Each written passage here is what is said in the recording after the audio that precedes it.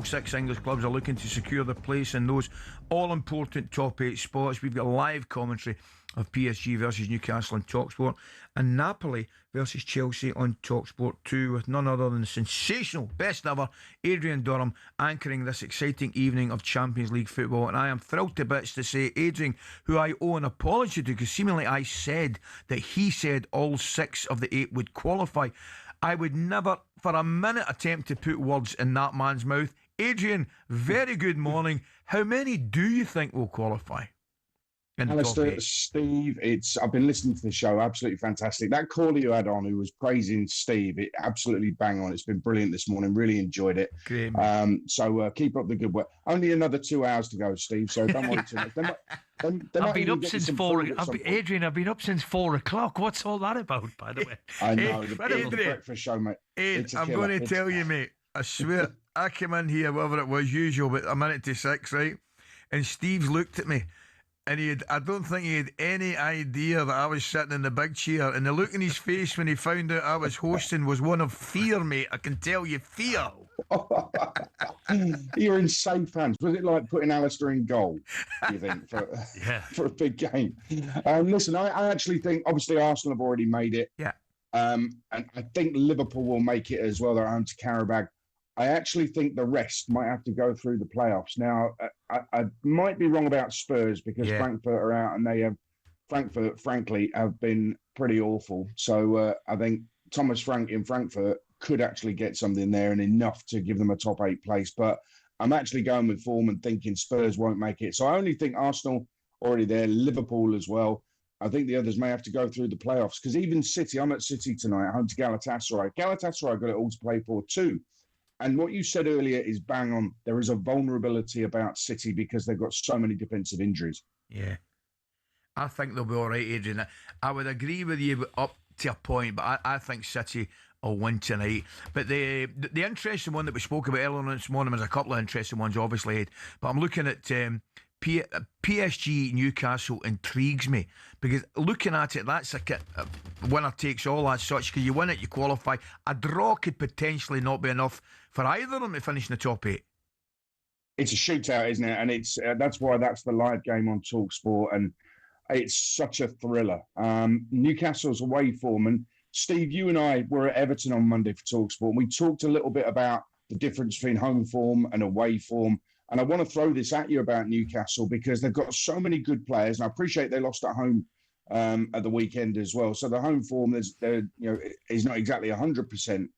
But I look at that, they're in the top 8, but away to Paris Saint-Germain, can you really see Newcastle United getting the win that they need to guarantee that top 8? Because that's as tough a fixture as they're coming against the European champions, isn't it? Would you go 5 at the back?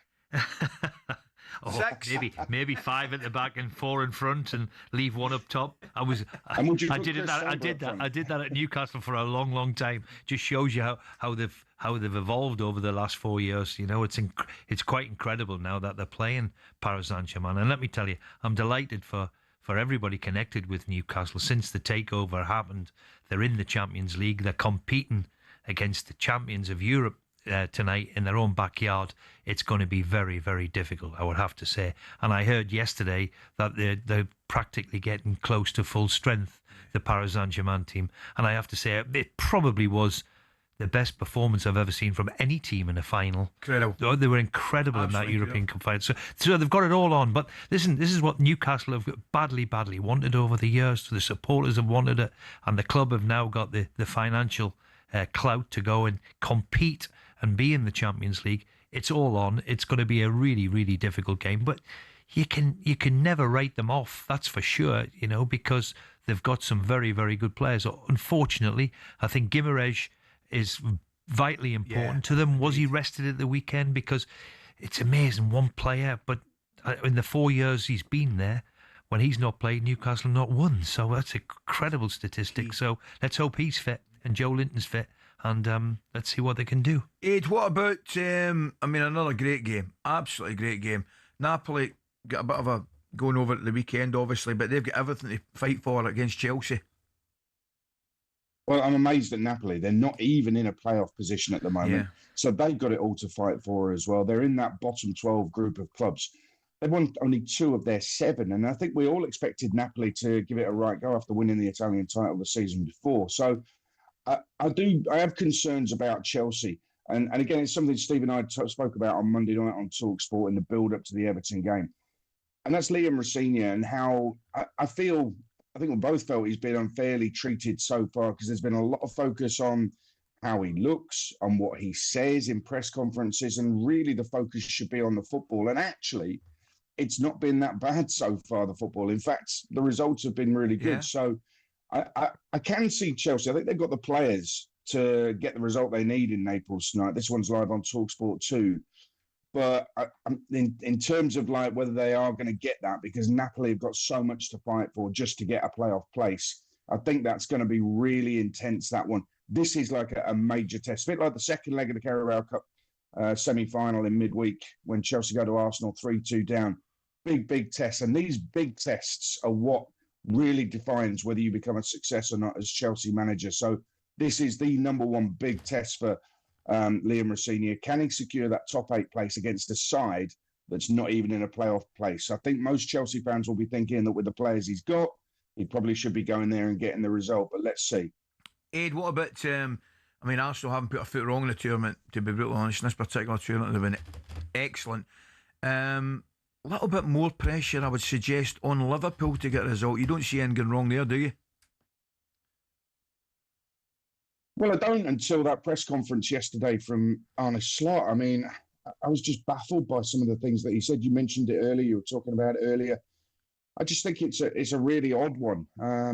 I can't make sense of it. I've actually got to watch it back because I just need to understand exactly what he was trying to say. Liverpool should be cruising tonight home to Karabakh. It should be an absolute cruise for them. Really think strongly they will get the result tonight.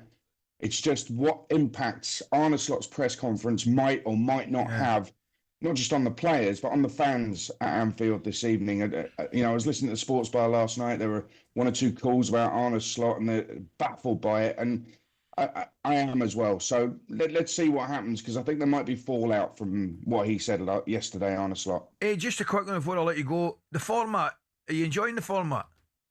I personally am. I do understand there are misgivings. I prefer it to the previous format. Let's put it that way. So do I, mate. I think there's you can maybe tweak a few things, but I love the fact that in terms of like that playoff place and the top 8 going through automatically to the knockouts, you've got how many teams? 1, 2, 3. You've got 7 teams, 8 teams on 13 points, and we're in this jeopardy of the final day. Wow.